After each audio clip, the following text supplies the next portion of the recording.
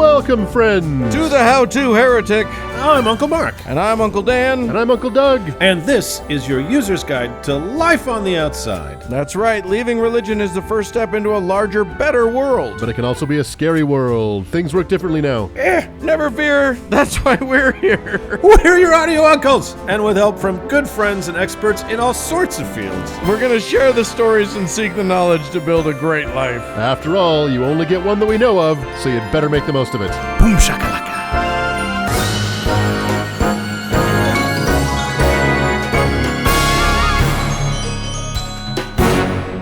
Fellas, hello. Howdy do. Episode 97 of the what's it called? The How-To Heretic. That's this one. Yeah, that's this one. That's this one. And what steaming hot, some loving from the oven. Gonna have a good time today. Yeah. I'm talking about a black widow, a murder lady. You're gonna love it. Yeah. I love the idea of a murder lady. Why isn't that just a category in society? Or in fiction. A legal term.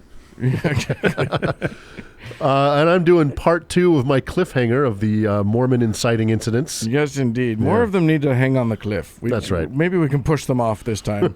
And then I'm going to terrify the other two uncles with a discussion about our religions, which we don't really have them. Don't worry. In spite of what every really clever, or at least every evangelical who thinks they're really clever, but in spite of what they believe, no, atheism is not a religion. That's right. That's right. And I think we're going to set out to prove that. I hope anyway. Yeah. Well, we'll prove something. It'll probably just be that I'm an idiot, but that's okay. Yeah. Well, I'm still going to do it. I'm pressing forward. Oh, by the way, today's episode is sponsored by the Slap Chop.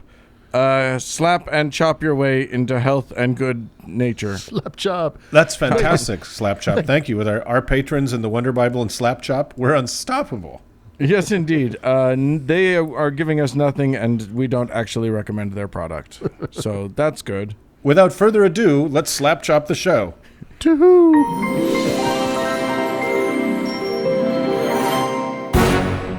Uncle Dan? Hey! How are we doing today? Here's the thing. I'm just... what I need is a smallish woman with a babushka on her head. Well, okay. I don't... Knowing is half the battle. Here's what's funny. That... Uncle Mark told us what he's going to be doing, and that's all that could come to my head. That's literally my imagination stopped at tiny Russian woman, and I don't know why. Uncle Mark, help me. What are you actually talking about? You're going to be shockingly wrong about this particular woman. Damn it. So let me get into it, and this comes to us a very specific way. So you guys, we get a lot of requests, yeah? Okay. And as we're broadcast from coast to coast, pole to pole, just after the dinner hour, we get a lot of eardrums in seats. And the good people those eardrums are attached to, our own beloved heretics, they have needs. They need for us to give them the latest breaking, the most up-to-date news about the what's goings-ons and the word on the street. What's the latest and greatest in this exciting new tech field called religion? What the fuck is it? What makes it tick? And how can they get in on this exciting bandwagon of fun and fulfillment? And sometimes those wants, those needs, those yearnings come through the ether back to us as requests. And one request that the guys down in the mailroom say is the most requested request of all the requests coming into How-To Heretic /requests /saints /bad bitch for real is the request for us to discuss this particular saint, which, due to the aforementioned blizzard of requests, and as the duly appointed Chief Saint Request Fulfillment Officer of the How-To Heretic Enterprises Unlimited, I shall do now. So, today, dear uncles, I shall bow to intense listener pressure and discuss a saint that is wilder and woollier than any of the $5 a week patronage saints we pull out of our sweet avuncular asses. Today, dear uncles, we discuss Saint Olga of Kiev. Ooh. Damn it, I said Russian. Of course she's Ukrainian. I'm an idiot. Well, she's pre-Ukrainian, pre-Russian, so you're not too far off the mark. Well, it's not. What's the difference? If you ask the right person, like Vladimir Putin, there is no difference. Right? Yeah, exactly. That's true. That's true. They're together again at last. So, as you will see, my dear uncles, not even the diabolically masochistic Saint Teresa of Calcutta, as described in episode 64, can quite compete with the sheer steely murder of Saint Olga. And seriously, if you haven't listened to that segment on the ghastly Teresa of Calcutta, please do so immediately after this one to get a real sense of the kind of person Catholicism thinks deserves your undying veneration as a perfected being. So, as many of our listeners will no doubt know, the original white settlers of what is now where all of our votes are tallied, Russia, were the Rus people, who are essentially Vikings that found their way down from the Scandinavian region into the heart of what is now Russia, the Ukraine, Belarus, kind of that big blob of land, swampy land in the middle there. Boy, I'll tell you what, if it wasn't for the Mongols and the Vikings, there wouldn't be any people anywhere. It's kind of true. And the Mormons. And we're all descended from all of them. Exactly. Yes. So these folks were very much pagan, and they carried their gods with them as they traveled south. So, friends of ours like Odin, Freya, Thor, etc. Yeah. One such person, Igor, was a prince of a group of people known as the Kievan Rus, whose father established the capital of this grouping of Viking tribes in Kiev, Kievan, now the capital of Ukraine. So, right. Sometime in the first decades of the 10th century CE, a young Igor was married to a likely younger girl named Olga. And there was much rejoicing, as it was an happy occasion. Soon the happy couple had a wee son named, and I'm going to nail this, Sviatoslav, and all was well. So Igor's medium-sized fiefdom was bordered by another fairly powerful group of Vikings called the Drevlians. And I love those guys. Yeah, they're the best. They weren't exactly enemies, these two groups, as they had occasionally joined up to fight common enemies in times past. As Igor and his Kievan Rus were traditionally more powerful and offered protection, the Drevlians had paid tribute in exchange for that protection. Now, pro tip, if someone is making you pay protection money, it's almost always to protect you from them. Right. Not some outsider. They may occasionally do that too, but that's not really how it works. So, hate for something bad to happen to those nice horned hats you got over there. hate for your ship to tip over, huh? Let me protect it. So anyway, when Igor's badass dad Oleg died and left him the throne, the Drevlians gambled they could skip the payments, and so they did. So Igor set out for Drevlian territory to see what their deal with on-time payments was. So, when he got there, not only did the Drevlians refuse payment, they fucking murdered Igor by pulling down 2 trees, tying 2 of his limbs to each one, then slashing the lines holding the bent trees to the ground, tearing him asunder, and no doubt providing the inspiration for M. Night Shyamalan's taut 2008 Mark Wahlberg smash hit thriller, The Happening, in which the trees of Earth convince us all to kill ourselves. About this there can be no doubt. So, the most ironically named movie ever. Literally nothing happened. So, that was super fucked up, but an innovative response to pesky debt collectors for sure. So, suddenly... I'm going to try that one. Does that... Yeah. Does that technique have a name? No, Tree it should. spraying? Yeah. It's called deforestation. Arborcide. So suddenly widowed and soon-to-be tree-phobic Olga was informed of her widowhood by 20 smarmy Drevlian noblemen who boated upriver to give her the bad news wrapped up in a little non-consensual good news, that being that she was now free to marry the murderer of her husband, some jagoff named Prince Mal. She is quoted as responding to these noblemen thusly. It's a little bit weird, so, bear with me. Your proposal is pleasing to me indeed. My husband cannot rise again from the dead, but I desire to honor you tomorrow in the presence of my people. Return now to your boat and remain there with an aspect of arrogance.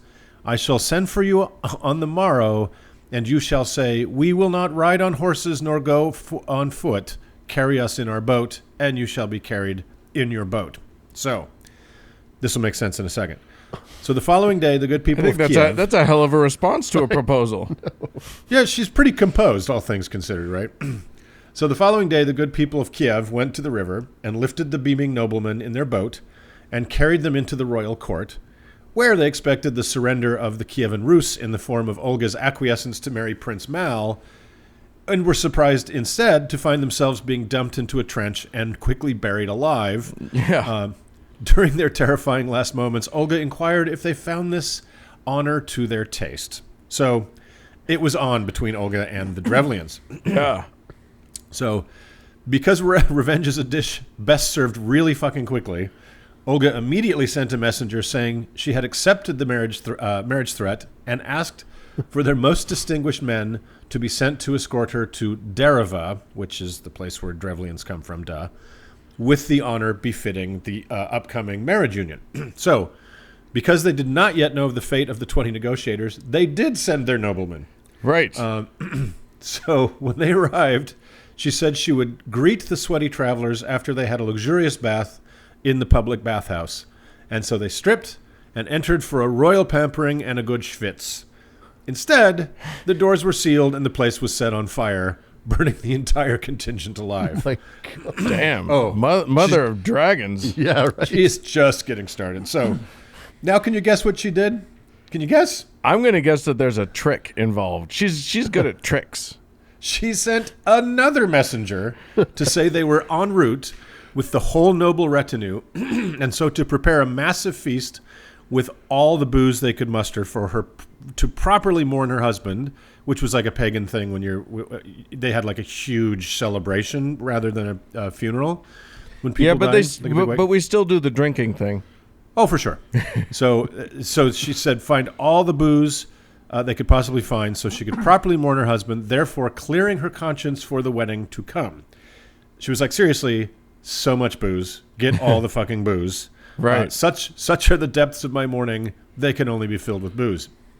And so they did, because obviously Drevlian is ancient Russian for gullible idiot. She took her best warriors with her as royal escort and wept and wailed at her husband's grave. Her guys were under orders not to actually drink, but to behave as if they were to coax the much larger Drevlian force into getting plowed. And what followed was the obvious inspiration for Joseph Smith's 1830 smash hit, The Book of Mormon, where Nephi kills a drunken sleeping Laban because Olga's men are said to have killed 5,000 drunk Drevlians. And as we've always said when we've discussed the ancient Kievan Rus judicial system at great length on this show, it's firm, but fair. So, she and her guys returned to Kiev after obviously inspiring the events George R.R. Martin would later call the Red Wedding. She gathered her army to go finish off the Drevlians because, as we know, revenge is a dish best served via an agonizingly bloody 16 courses, and she hadn't even gotten to the cheese yet. Oh, my God. She chased what was left of the decimated society inside the walls of their capital, Iskorosten, where they managed to hold out against her siege for more than a year somehow. Suddenly bored with the glacial pacing of episode 4 of her fast-paced first season, she offered what seemed like a reasonable end to the siege. She sent word that if each household behind the walls gave her 3 pigeons and 3 sparrows as payment, she would lift the siege and let them live. I smell another trick. Yeah. I smell a You trick. think? It sounds a little too good to be true. Also, why does everybody have birds? Stop.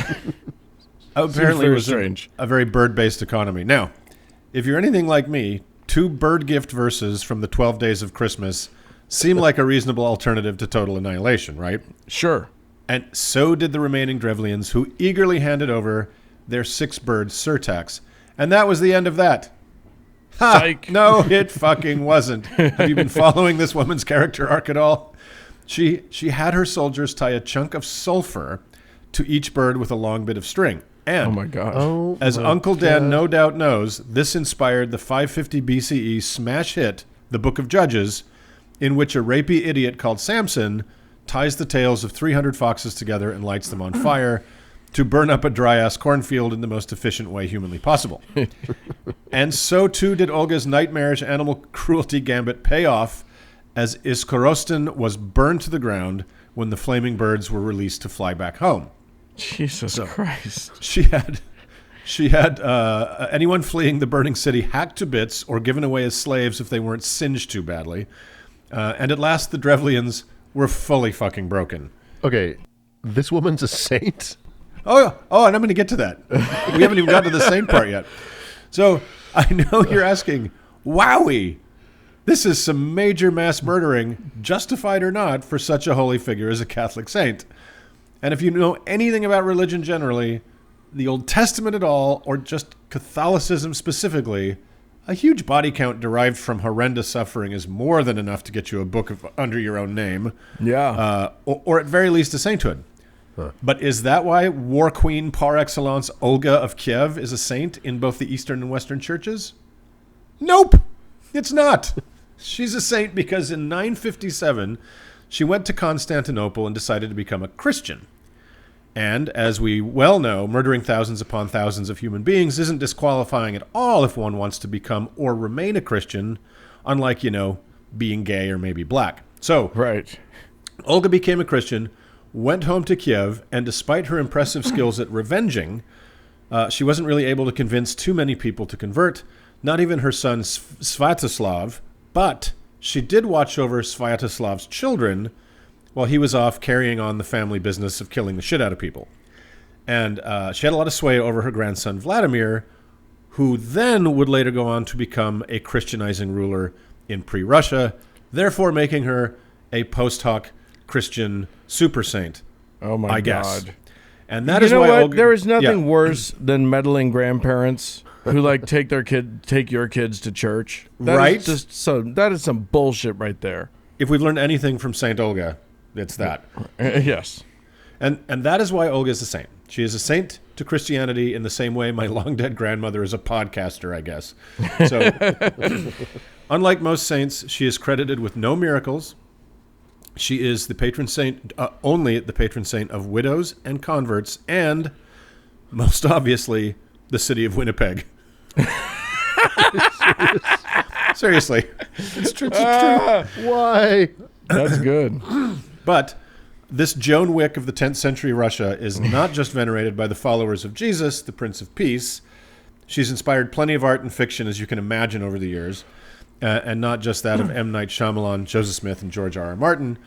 She also inspired a conceptual album by French metal band Gorod called A Perfect Absolution, released in 2012. I wish we could play some for you on the show, but there's such a thing as copyright infringement, Andrew tells us. The song titles include Sailing into the Earth, referencing the guys dumped out of their boat and buried alive.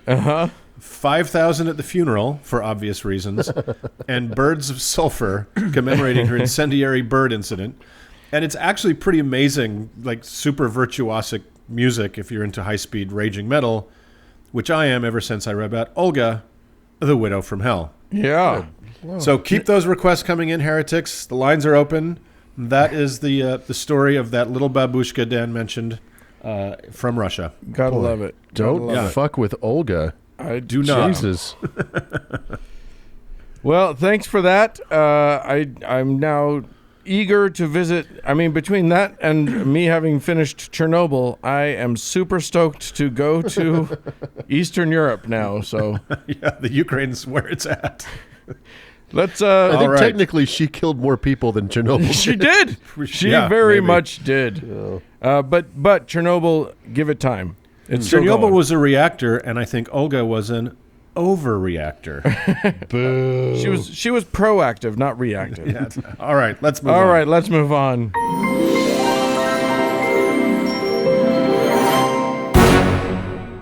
Hey, Uncle Mark. Hi.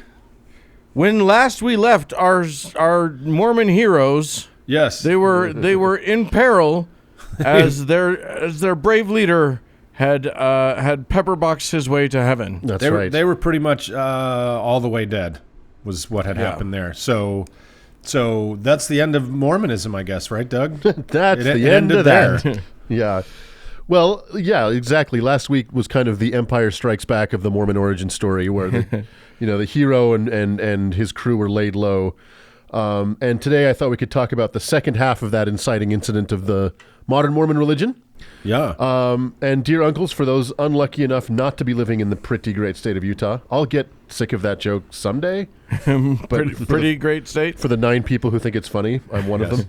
That was a tremendously famous marketing misfire by our friends at the state of Utah a few years back. Yes, indeed. Yeah. For those people, July 24th is just a normal summer day, but for those of us fortunate enough to call the state of Deseret our home, July 24th is a major state holiday marked by parades, fireworks, and, of course, closed liquor stores. Yes. Yes. It marks the anniversary of the day Brigham Young led his weary followers out of the mouth of the coincidentally named Emigration Canyon into the Great Salt Lake Valley and declared... That was a piece of luck, wasn't it? and declared, this is the place. So last week we covered the death of Joseph and Hiram, and today in part 2, I'd like to talk about how a Protestant sect born in New England and forged into metal on the banks of the Mississippi River became a desert religion inextricably linked to the Rocky Mountain state of Utah. Today, let's talk about the great Mormon migration that has become the much exaggerated origin story of the modern LDS Church. Yes. So, the Exodus, if you will. Mm-hmm. Very much so. So, as we discussed last week, the Mormons had met, let's say, with less than hospitable circumstances in Ohio, Missouri, and Illinois, culminating in an angry mob murdering their prophet in 1844. We covered the power struggle that ensued and how Brigham Young became the leader of that fractured church back in episode 77. But just to recap, Joseph Smith had left no instructions on who should succeed him. Incorrect. He had left instructions that were then ignored. Well, that's true. By the Brighamites. Right. His instructions were that his son was going to be the... Hey, I really appreciate you not correcting me on the show. Incorrect! Yeah. His son who was what, 14? It was a child. Yeah, he was like 12, yeah. But that didn't stop an entire offshoot to making him their guy. That's right. and becoming the other. Yep. The other Mormons. And there's Strangites and Rigdonites that all broke off at the time, but the vast majority followed Brigham. Yeah. So Brigham had convinced the vast majority of Mormons he was their guy and would lead his church would lead the church until his death in 1877. He is by far the longest-serving president of the church and is often referred to as the Mormon Paul.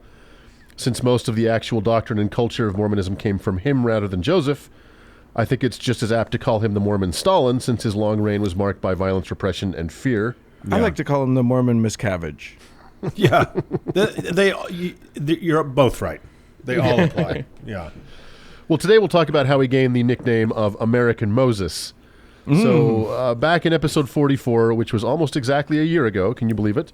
I think we should turn the 24th of July into a tradition where we talk about some chapter of the Mormon pioneer story. I don't see how we could avoid it.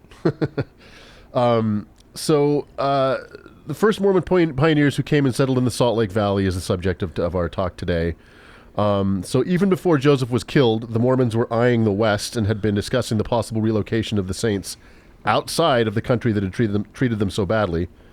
And although the Mormons definitely had a role in the bad blood that existed between them and, well, everybody, the violence that was directed at the Mormons was often carried out on women and children and is a stain on American history, albeit a very small stain on a particularly large and dirty garment.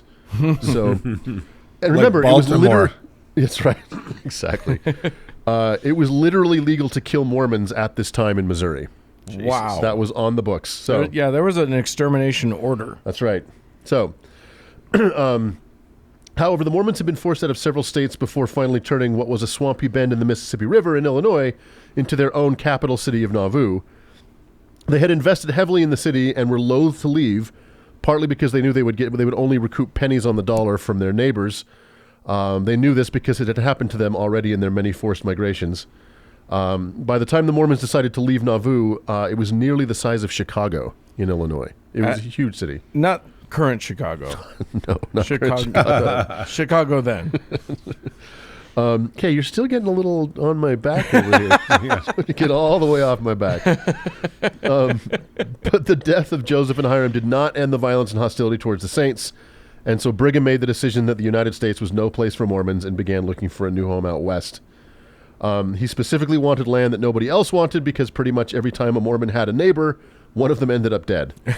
So Brigham consulted with trappers, mountain men, and Jesuit missionaries and settled on a specific valley in the Great Basin. It was remote enough that they could set up their own nation, and the surrounding mountains would act as both a defense and a source of fresh water. So the Mormons began making plans for this trek in 1845 and 1846.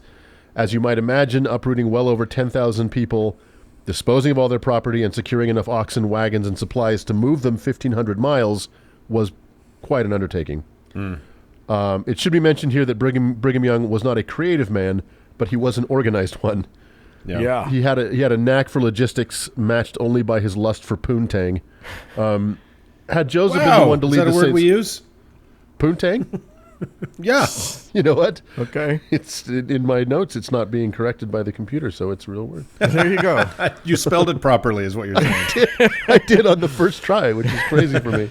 Can I quickly inject a point of order? Yeah. Do you guys remember? Were you guys taught this? Because you just revealed that Brigham actually had people scout out places for him and talk to him about where they might go. I know where you're going with this. Yep. I was not taught that as No. a young Mormon boy. I was taught that he had a dream Right. and that he was being led by the Lord, and there Right. was no planning. They just headed west Yep. and magically ended up exactly where he needed to be. Exactly. And at the crest of every valley, at the crest of every mountain, they'd look into that valley hoping this was the place. Yep. And it wasn't until they got to, just above 23rd East there that Right.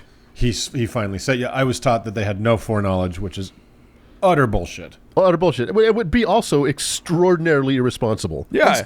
Yeah, which I wouldn't put past him, but it would be deeply stupid. Because that's not how you get to Salt Lake City, Utah. That's how you get to Blaine, Missouri. That's right. So it also bears mentioning that although this was the largest migration of a single group of people, this occurred during the height of westward expansion and manifest destiny. So again, when we were young, we were taught that this was kind of a unique chapter in American history, Yes. when that is not at all the case. Right. That there were Nobody no- was going west. Right. That there were no other pioneers ever. Right. People Right. were moving west by the tens of thousands. Right. The most were stopping short and homesteading in the Great Plains or heading all the way to California or Oregon. Yeah. But Because you'd have to be an idiot to come to here. Exactly. This place was a fucking barren desert. Very much so. Yes, you can imagine genius Brigham Young saying, I want to be by a body of water, but it must be dead. It must Right, be yeah. useless to us and hot Yeah. as balls. And hopefully if you drink it, you'll die. Did Yeah. you have one of those? A poison lake. Yes. What do you yeah, have in a and by- lake but poisonous? By the end of the 19th century, some 7 million people had trekked west. So Yeah. Holy shit. the And Mormon migration is right, part and- of that story, but only a part. In 1849, it was about to explode, right? With Yeah. the California gold rush. Exactly. So in the winter of 1846 and 7, Brigham had set up a camp on the Missouri River, which he imaginatively named Winter Quarters. This would be the jumping off point for all the expeditions that would follow. And in April of 1847, the Vanguard expedition set out. The Vanguard Company would break trail, try and establish fords and ferries over the many rivers they would have to cross, and they even planted crops that later companies could harvest on their journey. This first party consisted of 143 men, including 3 slaves, also something not taught to us when we were kids. Yes. Yeah. 3 women and 2 children. Brigham was among the ranks, as were others that to our ex-Mormon listeners will surely recognize, like John Taylor, Parley P. Pratt, Orson Hyde, Erastus Snow, Heber C. Kimball, and Wilford Woodruff. Many of these guys would go on to be prophets of the church in their own right. There were only 2 children in the entire company? That's In weird. that first company, yeah. Huh. And the only reason they brought 3 women, weirdly, is for Saturday night. yeah, right. Erastus Snow's wife was sick, so he didn't want to leave her, and they brought 2 other women to tend to her, and that's the only reason there are any women, which is kind of weird. Still, help for Saturday night. Exactly. I love that. My wife is sick, so the best remedy is for her to walk Fucking 2,000 miles across the wilderness. Exactly. So the company was also made up of 73 wagons, 1 cannon, 93 horses, 52 mules, 66 oxen, 19 cows, 17 dogs, and an unknown number of chickens. So God damn it. they- I need to know. they counted everything but the chickens. So That could be 1 million. It could have been mostly chickens. That seems an irresponsible oversight. I'm sorry, Brigham's right. stock is plummeting. they walked from 7 a.m. to 8:30 p.m. every day except Sunday, and averaged between 14 and 20 miles, especially during the plains part of the walk. Mm-hmm. Crazy side note, and Dan, you know this, a guy named William Clayton was tasked with calculating how far they traveled each day. He did this at first by counting the revolutions of a wagon wheel and then calculating that out at the end of the day. Right. That's fun. So surprisingly, he got a little tired of that, and he and Orson Pratt designed a mechanism that used wooden cogwheels to count the revolutions for them. Don't ask me how it worked. I tried to figure it out, but in true pioneer spirit, gave up after a few minutes and turned on Netflix. The design is the thing that they dubbed the rodometer and is what most modern odometers are actually based on. Yeah. Yeah. They invented that. Yeah. Really? That was pretty cool. That's pretty cool. Yeah. For the first leg of the trek, the Mormons broke They their can own count the trail. wagon wheel rotations, but they can't count chickens. Okay, fair. All I'm saying is all of it was worth it for the odometer, right? I like my odometer. On the first What leg, would I the do Mormons- without my odometer? Exactly. The Mormons kind of broke their own trail at first because they didn't want to go along the more populated Oregon Trail in order to avoid inevitable bloodshed. But And dying of diphtheria. What did you die of when you played Oregon Trail? Oh, that's you right. Dysentery. You have died of dysentery. That's right. When they got to Fort Laramie, they went ahead and took the Oregon Trail by that point, and they were joined by some smaller groups of Mormons in the area and some of the Mormon Battalion, which we'll talk about some other time. Along the way, they met Trapper Jim Bridger, who was at first was very friendly to the Mormons and gave them advice how to get through the Wasatch Mountains to the Salt Lake Valley. However, over time, Bridger would sour on the Mormons because of their treatment of the local Indians. Please see the above-mentioned references to Mormons and neighbors. Bridger would have a very interesting part to play in the Mormon-Utah War of 1857, which contributed to the Mountain Meadows Massacre, which we talked about in episode 51. Also a story for another day. Just a quick note on the Native Americans in that area. The area was inhabited, obviously, mostly by sub-tribes of the Southern Paiutes, Utes, and Shoshones. Weirdly, and definitely unbeknownst to Brigham, the Salt Lake Valley was at the time kind of a demilitarized zone between the Utes and the Shoshones, who were at war. Huh. Yeah. But the whole rest of the area was inhabited, and the Mormons treated them with the same casual genocidal attitude that everybody else did. Yeah. Now I just want to see Mormons move into all the demilitarized zones. Just Go to the DMZ, fuckers. The North and South Koreans just watching in bafflement as a bunch of Mormons show up and start setting up shop in their little... Anyway, Just go on. one strip mall from end to end across the Korean peninsula.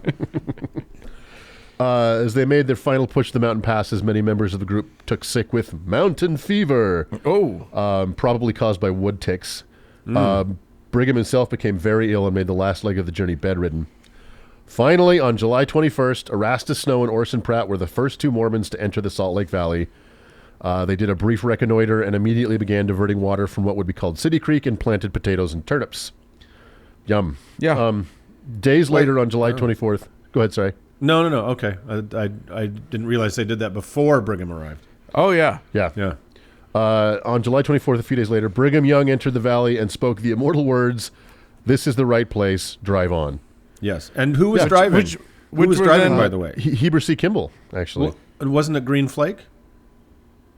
Green Flake. I think Green Flake was driving Brigham's wagon. He was his slave. Well, it certainly doesn't say that on the monument. No. Well, it also doesn't say this is the right place on the monument. I know, right? And the drive on. The monument says this is the place, and everybody thinks he says this is the place. Yeah. I mean, it's a good thing Brigham Young wasn't the first man to walk on the moon. That we're here. For contrast, can I just read you Mark Twain's first words upon seeing the Salt Lake Valley? Quote, "All the world was glorified with the setting sun, and the most stupendous panorama of mountain peaks yet encountered burst into our sight. We looked out upon the sublime spectacle from under the arch of a brilliant rainbow." Now that's how you sell a motherfucking valley, yo. And then he wrote about the Mormons, and things went very much downhill from there. Exactly. We should talk about that. And then he met sometime. Brigham Young, and it was over. Yeah, it did not go well. Yeah. So the Mormons immediately began laying out the city and planting crops. Brigham and many of the company did not stay long, leaving to return to winter quarters in August to lead more companies west. By December of 1847, more than 2,000 Mormons had made the trek. So, Wow. Once in Salt Lake, Brigham immediately dispatched groups to explore and settle anywhere there was water, which was not a dumb strategy, as whoever controlled the water controlled the land. Right. This led to Mormons settling most of the current cities in Utah, like Cedar City, Manti, Ogden, St. George, but also to Mormons settling southwest cities like Las Vegas and San Bernardino, California, among others. Yeah. Yeah. The end of the Mormon migration period is generally thought to have ended with the completion of the Transcontinental Railroad in 1869, although, as we've discussed, some Mormon immigrants were still so poor they had to make the overland trek after the railroad's completion. Yeah, So, with their fucking hand carts. Unbelievable. Yep. But in that period of time, about 70,000 Mormons made the trek across Iowa, Nebraska, Wyoming, and Utah, and then on to whatever settlement Brigham Young demanded they go to. Brigham's dream of an independent sovereign nation based on the noble principles of polygamy, slavery, and himself was as grandiose as it was short-lived. For a laugh, listeners should Google the map of Brigham Young's original idea of the state of Deseret. Yeah, the Empire of Deseret. Yeah, it encompasses all of Utah, Nevada, most of Arizona, parts of New Mexico, Oregon, Wyoming, Idaho, and California, including the seaport of San Diego. So that's kind of that's at least the end of that part of the story. So the Mormons, that was the first trek west. Brigham and his crew were the first ones to enter the valley. But for a fun little coda on this, there is actually a 1940 film called Brigham Young, directed by Henry Hathaway, the same guy who directed the original True Grit and How the West Was Won. This movie stars Dean Jagger as Brigham Young, John Carradine, father of David Carradine, as Porter Rockwell, kind of the coolest character in the movie. Yeah, by far. And Vincent Price as Joseph Smith. Shut the fuck up. I did not know that. I did not know it until I was watching it. I'm like, is that Vincent Price? Younger listeners might not know who Vincent Price was, but he was this gloriously wonderful villainous character. You know, actor always played these amazing villains, right? Yeah. And so this is right in keeping with that pattern. Yeah. Yes, indeed. It's a old black and white movie. It's epic in the scale of the time when, you know, they didn't really care how many horses they killed in production. No. Yeah. And it's not good. It's wildly historically inaccurate. But watching Vincent Price get shot out the window as Joseph Smith is pretty funny. The pratfall is pretty hilarious. I love how gay his portrayal of Joseph Smith must have been. It's so gay. And the only place I could find this movie to watch the other day was on an RU website, so I'm sure my computer's a bot farm now. Yeah, exactly. But for you, dear listeners, I endured. So, yeah, there it is. This is the place. I'll be damned. Well, And a few years, just a few years after that, 3 audio uncles were to meet and say, "This is the podcast." indeed. Yeah. We'll have to have our next meetup at the This Is the Place State Park. Yeah. Oh, it's pretty grim up there. Thank you, Uncle Doug. Let us move onward. Forward.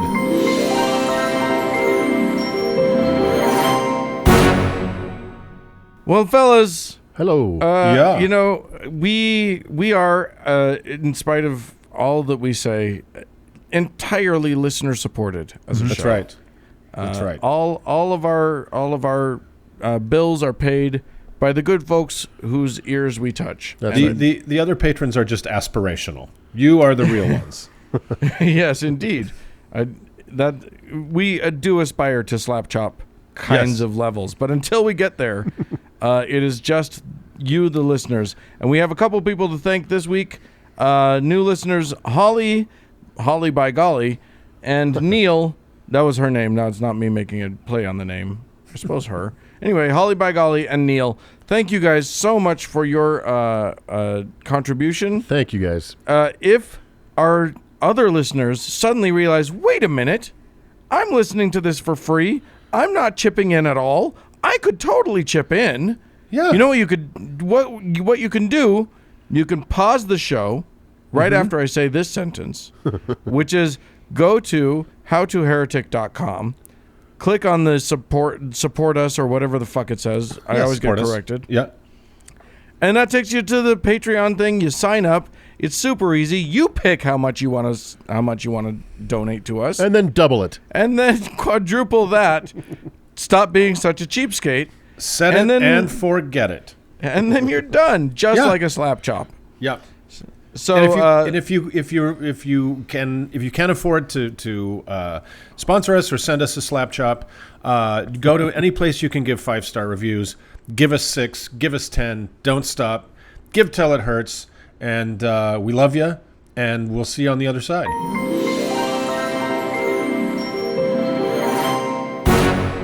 Well, Uncle Doug. Hello. We talk about all sort of things on this show, and I feel like we fearlessly approach our subject matters. Yes. Which is weird that today I'm feeling a little fearful about the subject matter. Why is it that whenever I do a how-to, you guys get all terrified and shit? I think you should ask yourself that question, Dan.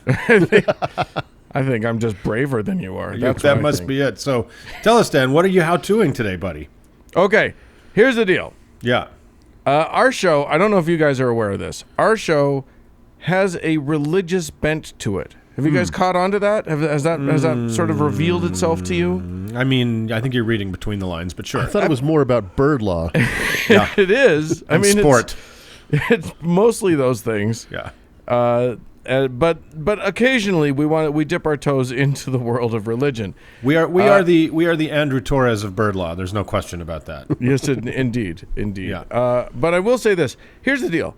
I have embarked myself on a bit of an interesting journey, which is that I have started to ask myself, not what is my religion, because I don't think people need a religion.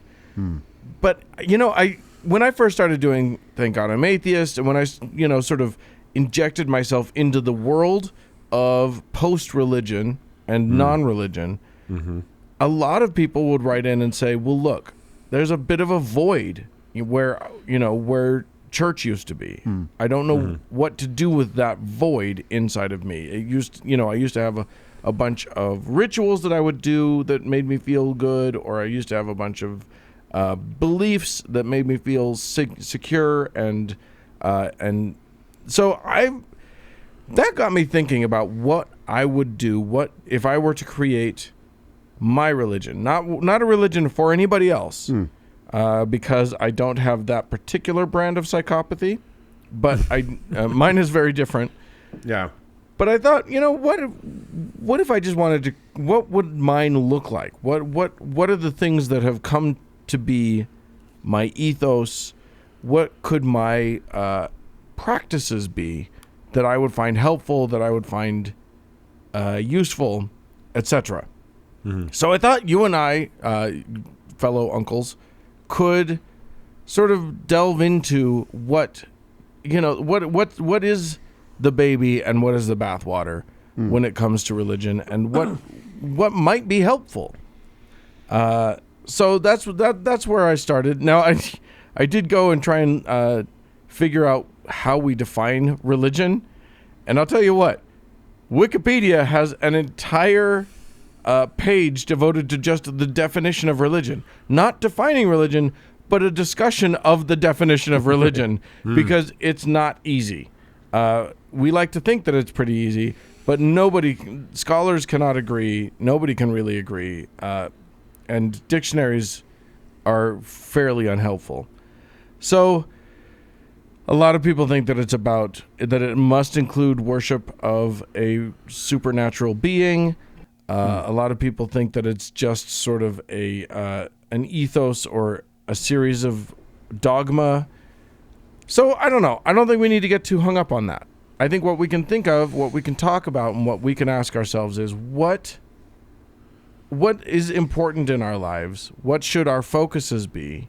And what do we think? What kind of practices do we think could be helpful for the way we live our lives? Well, I think that's, just to touch on that definitional issue on religion is, when does a religion cease to be a religion and start just being a belief system?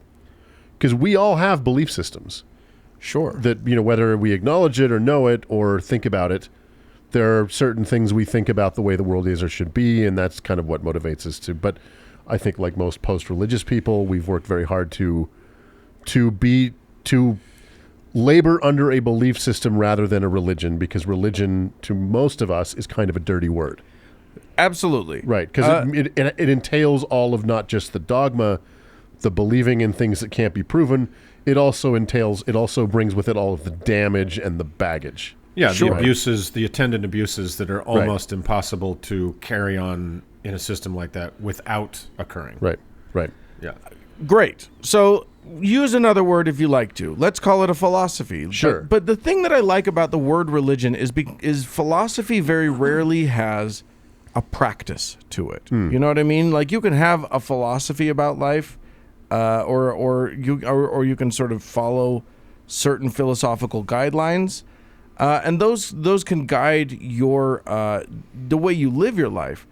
But they don't include any rituals usually. They don't include practices. And I've suddenly come to the thought that maybe practices are useful to humans. It's why, people do meditation. It's why people do yoga or whatever.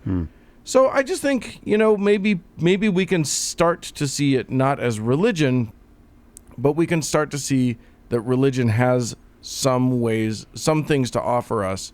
It's clear that because, sort of metaphysical, comprehensive worldviews have popped up in basically every culture on Earth. Yeah, absolutely. It's something that we need. It's something that humans do. It seems useful to us. Clearly, there's an appeal. Yeah. Right, because it might be less popular now than it's ever been, but it's still very, very, very popular. Well, and how many people do we know that have left, a dogmatic Christian or Jewish religion only to sort of dive into some spirituality or, some sort of woo or whatever? Well, here's just, put this on the table. If religion was not taught to anybody before they were 18 years old, would anybody be religious? It's a great question. You know what I mean? Superstitious, maybe. Maybe. But I mean, so many people practice the religions of their parents and grandparents because, so I don't know what the vast majority of people who practice religions are practicing the one that they were quote unquote born into. Or a variation of the one they were born into. They were all lucky enough to be born into the true religion. That's right. Yeah. But, that being said, there's some kind of an appeal that incredibly intelligent people who in every other part of their lives are pragmatic, that think things through, they still go to church on Sunday. And we could name all of our favorite people who are still somehow clinging to religion. Right.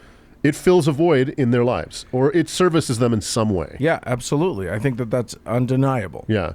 So I started to craft a few tenets. Like, I just started to jot down what types of things are important to me. And I'm going to say a few of those. You guys stop me and say feel free to say that sounds stupid or that sounds great or, what your take on it would be. But here are just a few, and in no particular order, because I was thinking about the things that I like about religion and the things that I definitely don't like about religion. Sure. So the first thing that I wrote down is that everybody's path is their own, which is sort of an idea of honoring everyone else's and yourself as people who have a path that they are allowed to define and not you. You could boil that down to nunya. That's right. Right. That's right. The principle of nunya. Yeah. None your business. Correct. So accepting difference is a big thing for me. I wrote down the phrase "everyone is your guru," not because everyone is smart and has something really brilliant to tell you, but that everyone's human and that that the more you interact with them, the more you can learn about what humanity is about. Because I do think that every bit of humanity is in every one of us. Like, whatever it was that tweaked in Charles Manson exists in me somehow. And the more I can learn about me. You can't see me backing slowly towards the door right now. Sure. But also everything about all the cool people is in me also. So okay, God damn it. No, I mean, I quit the show. Hardware, I quit the show. The hardware is likely almost entirely similar. The software is certainly generally not super. I don't know if it feels a little universal to me, but I'll allow it.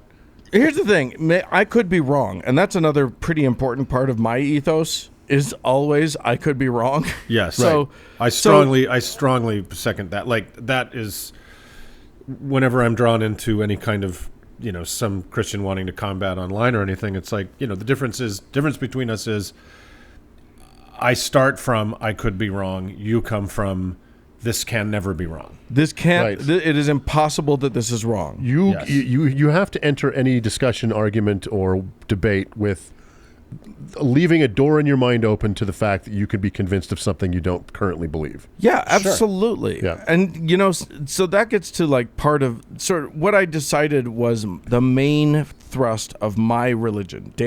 Uncle Dan's personal religion. Does it have a name? Danism. We call ourselves Danites.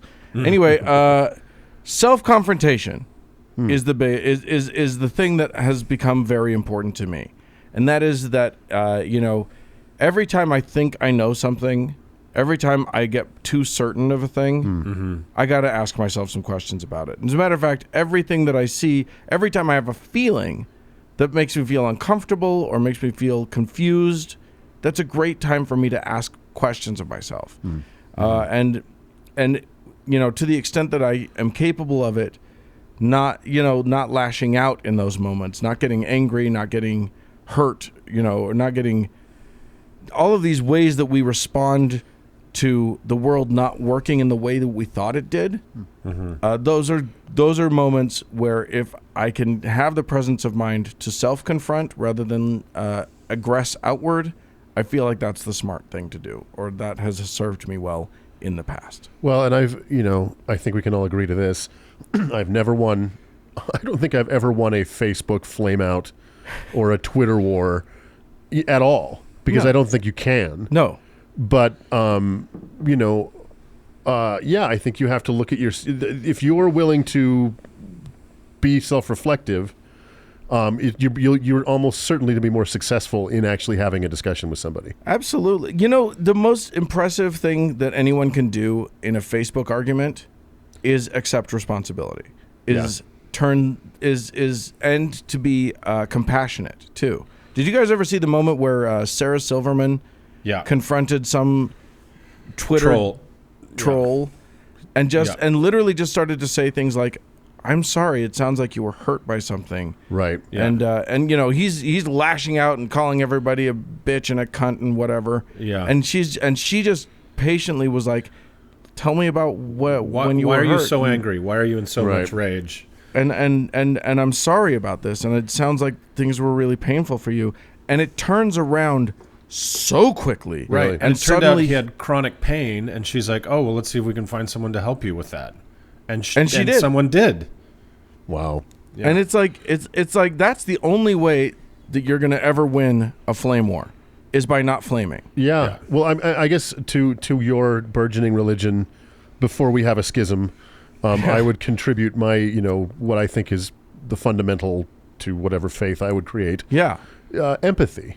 Love it. Because, everything we're seeing right now in our world that is so horrifying, children in cages, this anti-immigrant fervor, pardon me, the anti-gay fervor that's growing around the world. It's just, if you could just see it from their perspective, you know what I mean? Like, just put yourself in the shoes of a mother carrying her child across Mexico. What that person is going through, what they're braving. And she's just trying to bring drugs, Doug. That's right. She's trying to get her anchor baby. Right. If you can put yourself into her mind for just a few minutes, and then you're still okay with her child being in a cage, then I don't know what to say to you, but I don't think you will. Oh, sure. You're okay with her, but when I say I'm Charles Manson, you get all judgy. But I think, just being empathetic, just saying, and empathy for empathy's sake. Yeah. Not, I'll empathize with you if you agree or you come to me, come to my side of the argument, or you see it the way I see it. Right. I just want to see the world through your eyes for a moment. Yeah. And I think I think empathy is practice, right? As the yardstick by which you measure the world, right? Anyway, to me, and I know to you guys, and my humanism informs my atheism, and so I have to start from a place of empathy, even when I'm really pissed off, right? Mm-hmm. Well, and the tricky part is, like, it's easy for us bleeding heart liberals to empathize with a mother carrying her child across the desert. Yeah. It's harder when someone asks you to empathize with Donald John Trump, or hopefully no one ever asked me to do that. Well, you're the one who said it's empathy. You were the one who was. You know what? That is a fair point, and I would say that I am on the record not being a fan, and. You don't have to like people just to empathize with them. No. But, I'm sure many others have thought about what it is that brought Donald John Trump to be what he is today. Exactly right. Because I don't know if I can put myself in his head now. Right. Yeah. But you can see the dazzlingly damage. Stupid head. Yes. Yeah. It was just a nest of rats. Yeah. Sorry, but true. But you can look at what the markers in his life. Yeah. The damage done to him by his father that he's now doing to his children. Yeah. The dysfunction. To the world. The fact that he cannot look at a woman as another human being. That happened to him. Yeah. Something happened to him in his past that made him this way. Now that doesn't mean that because we've found an empathy for him, we have to let him just do whatever he wants. No. Or he's not responsible for his actions. Right. I think you can kind of hit the pause button on a character like that and say, yes, he has caused tremendous harm and will continue to cause tremendous harm until, he's 6 feet under. And yet his movement will continue to cause harm after that. But you can hit the pause button on all of that and like Doug was saying, look at the history that led up to this piece of trash. Yeah. And if he wasn't such a monster, it's pitiful.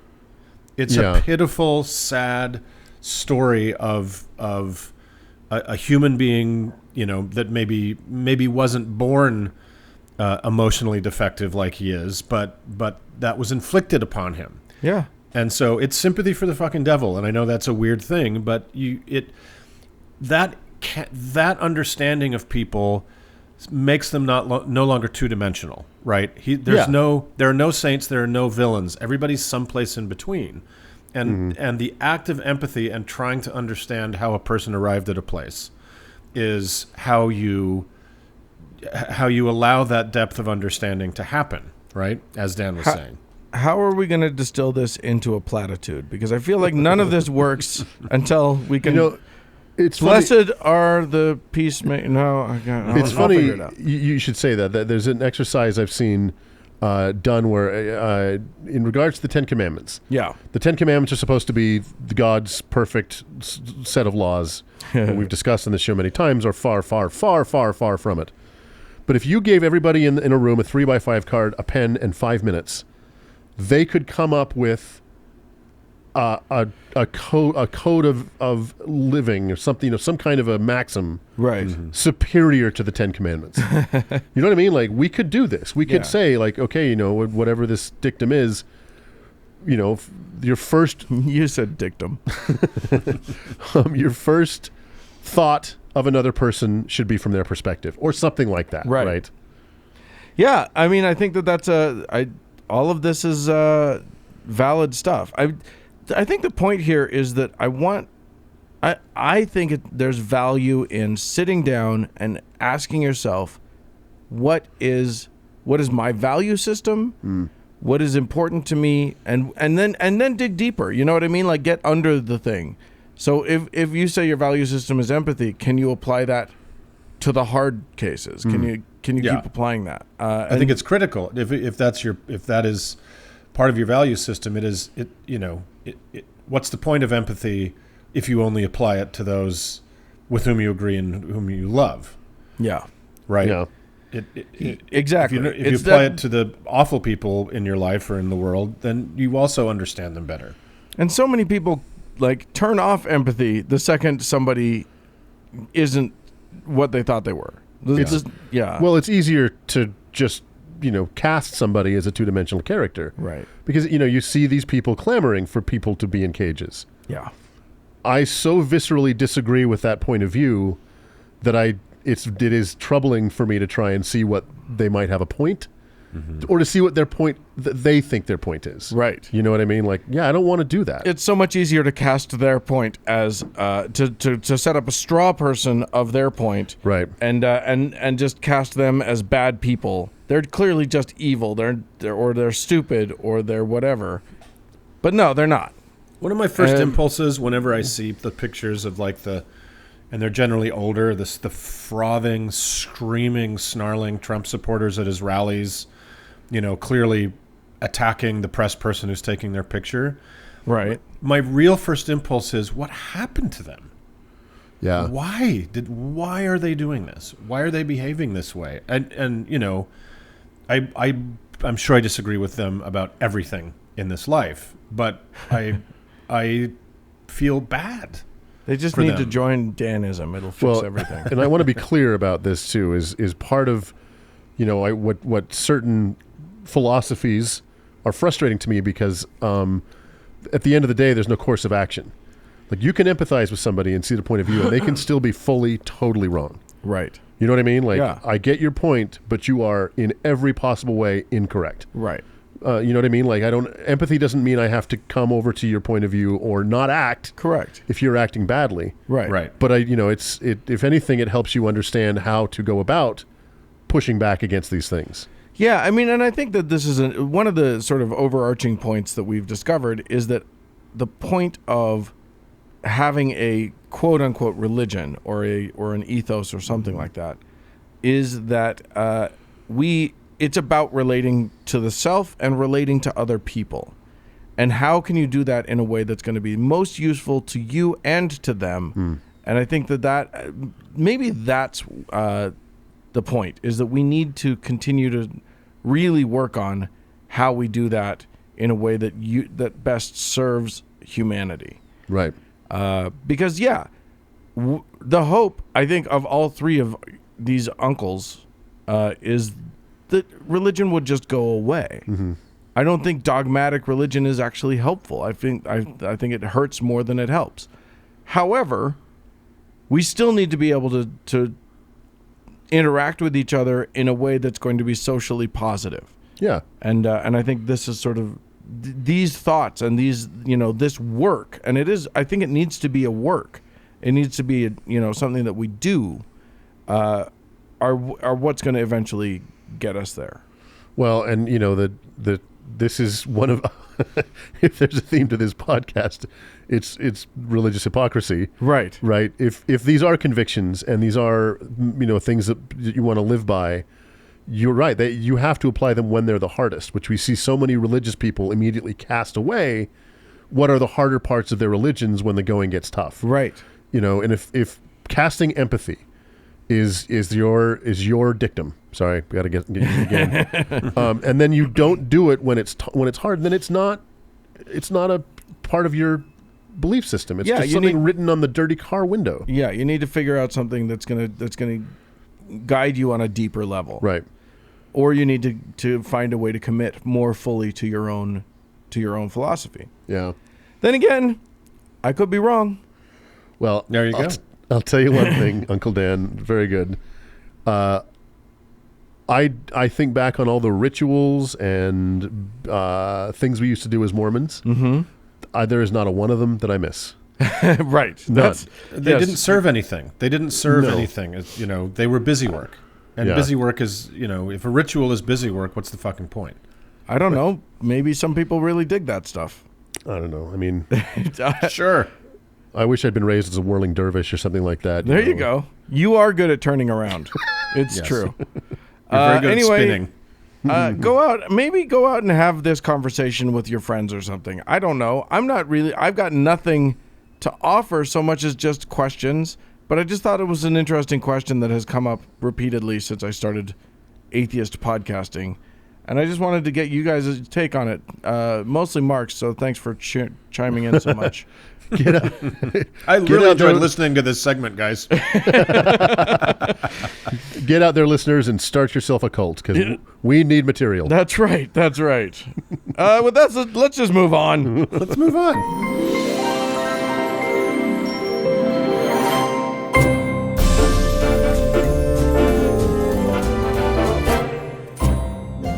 Well, friends, that's it for this week's show. Hey, we'd love to hear from you. If you've murdered thousands of people, send us an email, howto@howtoheretic.com. Or if you found a valley to settle in, why don't you tell us about it in voicemail at 903-88-HOW-TO, which is 903-884-6986. I'm also on Twitter fairly frequently at HowToHeretic. And thanks to our patrons. And that's right. Yeah. And thanks to Cody Layton for editing the show. Dan, is there something you'd like to say? I just want to thank everybody for tuning in. You're great. Bye, friends. Bye-bye.